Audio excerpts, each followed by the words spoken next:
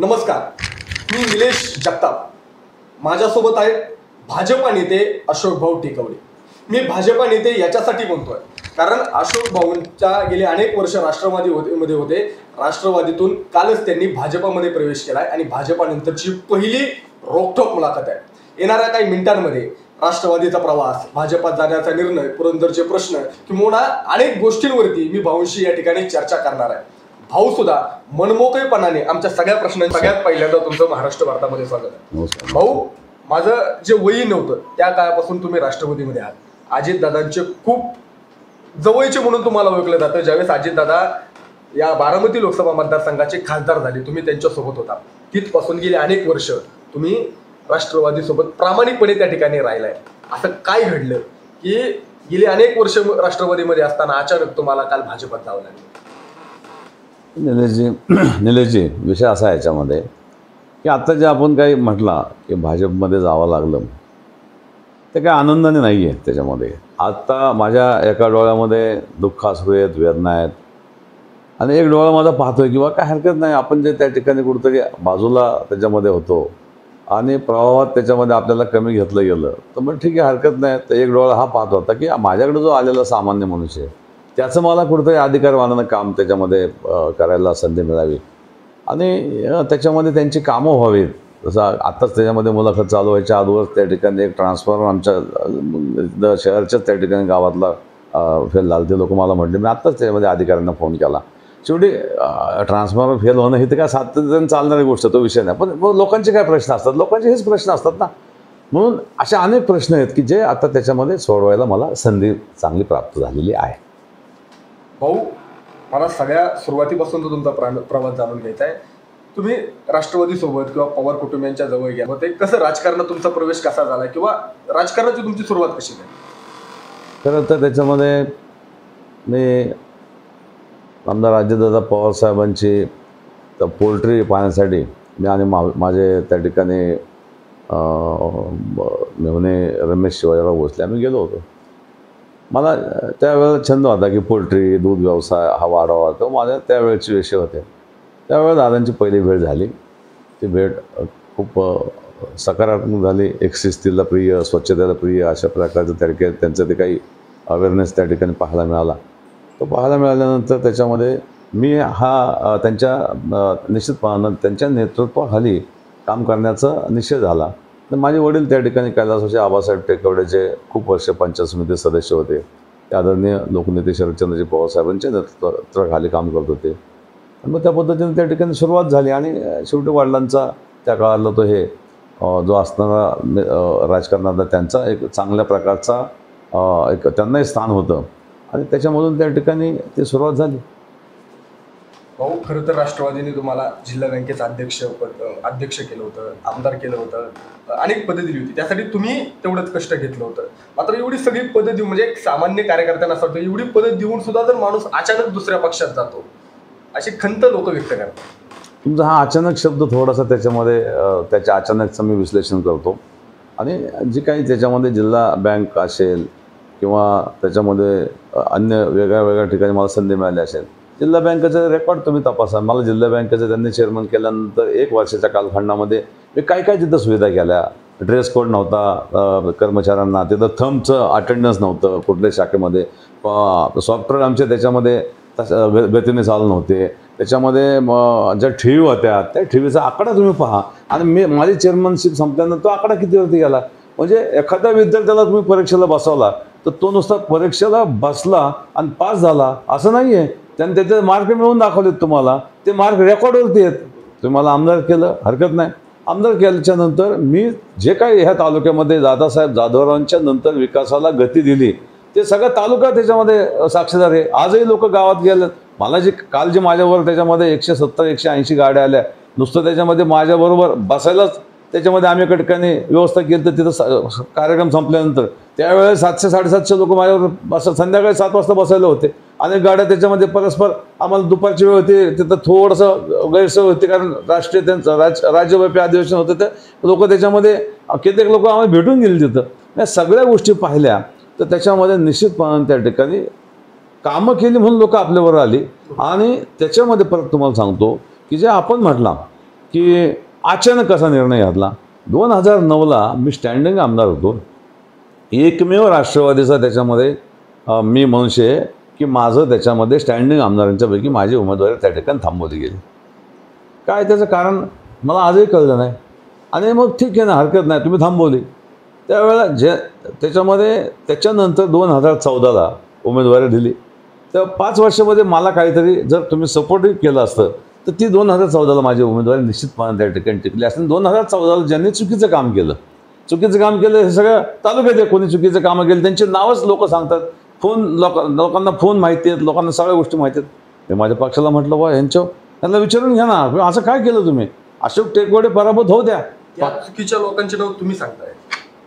नाही, ह्याच्यामध्ये आता कसं आहे माहिती आहे का, आता ही केस सगळ्या संपलेल्या आहेत. म्हणजे त्या केसेस आहेत ना, त्या सगळ्या संपल्यात.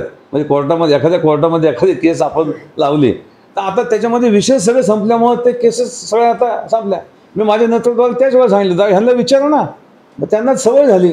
त्यामुळे त्या सवयीचा परिणाम असा झाला की नंतरच्या 2009 नंतर जे काय आपण ग्रामपंचायत सरपंच वाढवले होते, आपण जे जिल्हा परिषद पंचायत समितीचे सदस्य वाढवले होते, ते नंतर तुम्ही बघताय की आता हल्लीच्या काळात 0 पंचायत समिती सदस्य, 0 ZP सदस्य.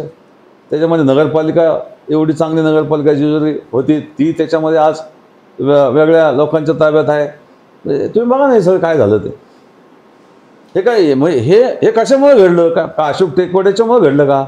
अशोक टेकवाडेंना तुम्ही बाजूला ठेवलं, ते गप बसले. ते वाट बघत होते किंवा आपल्याला काहीतरी संधी देतील, आपण एक माजी आमदार आहोत, या तालुक्याचा कुठतरी त्याच्यामध्ये काहीतरी आपल्याला संधी मिळेल काम करण्याची. तुम्हीच पहा, तुम्हीच विचारा आणि तुम्हीच पहा की बा मिळाली का नाही मिळाली.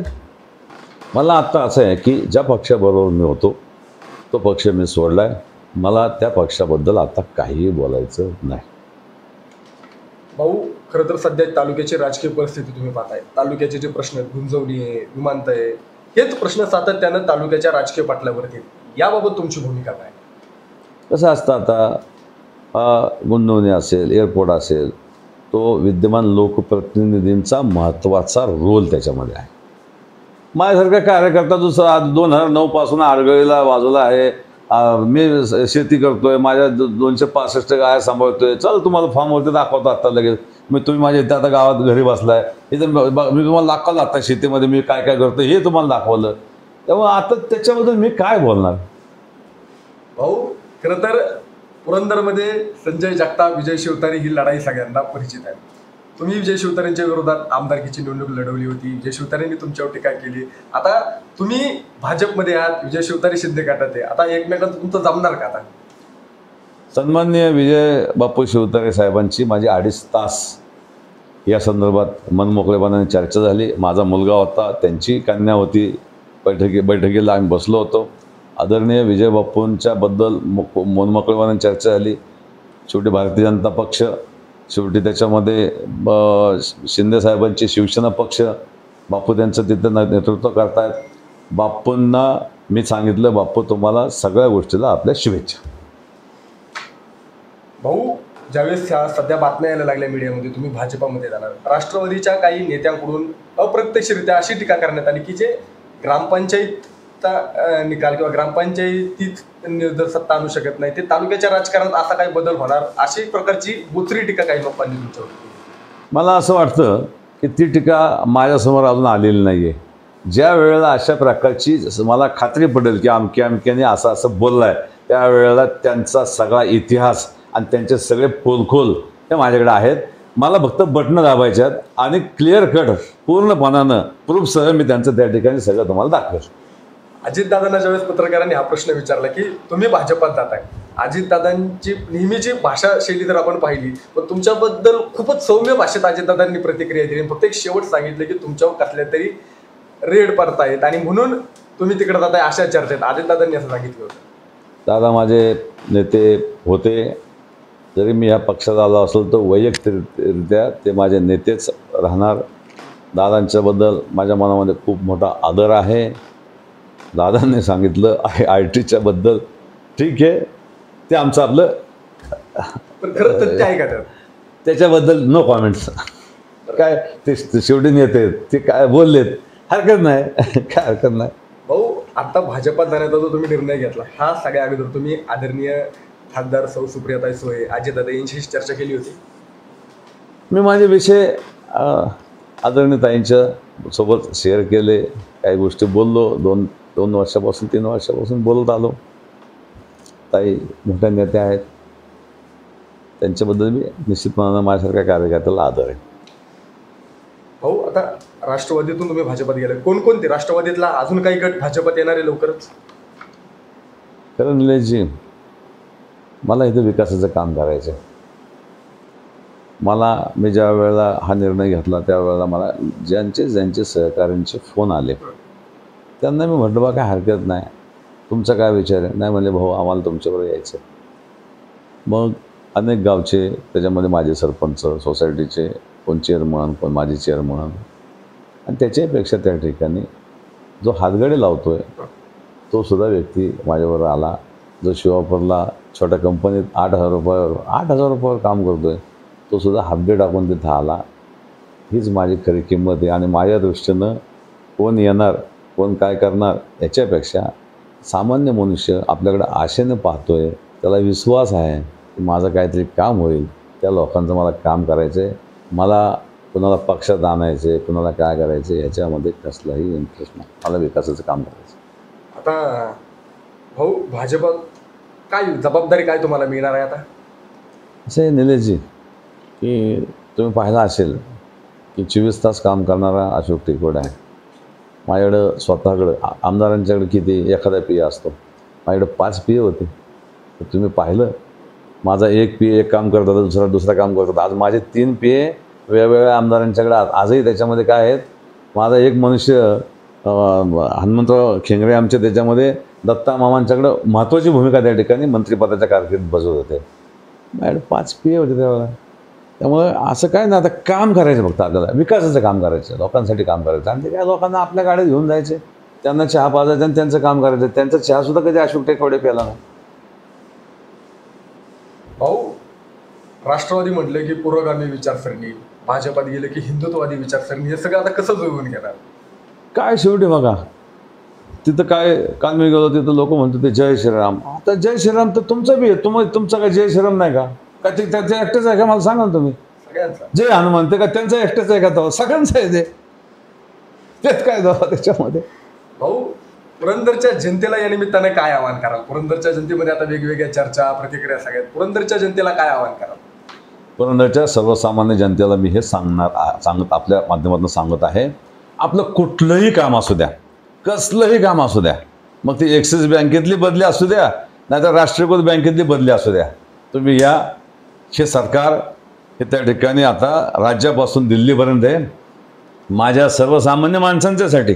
उद्या एखाद्याचा त्याच्यामध्ये मुलगा एखाद्या नॅशनल बँकेत भरती आला असेल, तो कुठंतरी त्याच्यामध्ये राज्याच्या बाहेर असेल, त्याला आपण जवळ आणू, त्याच्या आईवडिलांची सेवा करायची संधी देऊ. त्यामुळं हा राष्ट्रीय पक्ष असल्यामुळं, केंद्रात सरकार असल्यामुळं छोट्या छोट्या उद्योग उभं करायला लागणाऱ्या सबसिड्या मिळवून देऊ. काल नारायण राणे साहेब तिथे भेटले आणि टेकोडे चांगलं झालं, त्याच्यामध्ये माझ्याकडे खूप योजना आहेत, काय असेल तर लोक नक्की त्याच्यामध्ये घेऊन या, पाठवून द्या. म्हणजे मला सांगा, एवढा मोठा विश्वास झाला. सामान्य मुलांना आपण त्याच्यामध्ये वेगवेगळे उद्योग व्यवसाय उभे करून देऊ शकतो. नोकरी लागली असेल तर त्याला त्याच्या आईवडिलांची सेवा करण्यासाठी जवळ आणून देऊ शकतो. त्यामुळे माझे पुरंदरच्या आणि हवेलीतल्या जनतेला त्या ठिकाणी जाहीर आव्हान आहे, तुमची कामं त्याच्यामध्ये सांगा. 24 तास मी आणि माझा मुलगा अजिंक्य टेकोडे 24 आवर्स अशोक टेकोडेचा फोन नाही लावला, अजिंक्य टेकोडेंचा लावा. आम्ही 24 तास सर्वसामान्य जनतेच्या कामासाठी, कुठल्याही प्रकारचं काम असेल तर त्या ठिकाणी आता हजर आहोत. कामाला आम्ही सुरुवात केलेली. भाऊ, काल तुम्ही प्रवेश केला, पण तुमच्यासोबत राष्ट्रवादीचे पहिल्या किंवा दुसऱ्या वर्षी मोठे चेहरे कुणीच प्रवेश करताना दिसले नाही. तुम्ही आणि कार्यकर्ते दिसला, मोठ्या पैकीतले कुठलाच नेता तुमच्यासोबत दिसला नाही. मी कुणाला त्याच्यामध्ये मगाशी सांगितलं, मी कुणालाही त्या ठिकाणी म्हटलेलं नाही. एखाद्याने प्रूफ दाखव की तुम्ही त्याच्यामध्ये आम्हाला खूप हे करत होता, अजिबात नाही. आणि खरं सांगतो तुम्हाला, आता मोठा आणि छोटा हा विषय राहिलेला नाही. तुम्ही आता कुठल्या गावात जा, जर 10 वर्षापूर्वीचा 20 वर्षापूर्वीचा सरपंच असेल तर आता पद्धत बदलली. त्या सरपंचाच्या तो आता माझी झाला असेल तर त्याच्या घरातली सुद्धा लोक इकडे तिकडे झालेली आहेत. घरामध्ये आता 2-2, 3-3 पक्ष झाले आहेत. माझ्याबरोबर आलता तो सामान्य मनुष्य होता की जो त्याच्यामध्ये 50 मताची बेरीज करेल हा मनुष्य माझ्याबरोबर होता. आणि ते जवळपास 1,500 ते 2,000 लोक उद्याच्या काळामध्ये नक्कीमध्ये जे कोण काय म्हणत असतील त्यांना त्याच्यामध्ये ते दाखवून देतील की आम्ही ह्या पद्धतीने पुढं चाललेलो आहोत. भाजपचं मिशन बारामती चाललंय भाऊ. भविष्यात संधी मिळाली तर बारामती लोकसभा मतदारसंघाची निवडणूक लढवताल तुम्ही? अशा या सगळ्या जडतर गोष्टी आहेत निलेशजी. आणि मला असं वाटतंय की भविष्यामध्ये काय होईल काय नाही हे काहीच कोणी सांगू शकत नाही. कोरोना येईल असं आपल्याला वाटलं होतं का?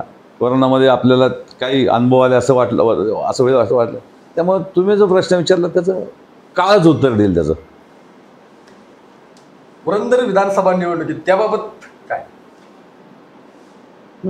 त्याच्यामध्ये काय आता कसं आहे, भारतीय जनता पक्ष आणि त्याच्यामध्ये आदरणीय मुख्यमंत्री शिंदेसाहेबांचा शिवसेना पक्ष हे जे धोरण ठरवणार त्याच पद्धतीने चालणार ना. कारण मी माझ्या वडिलांच्यापासून आम्ही काम करत आलो.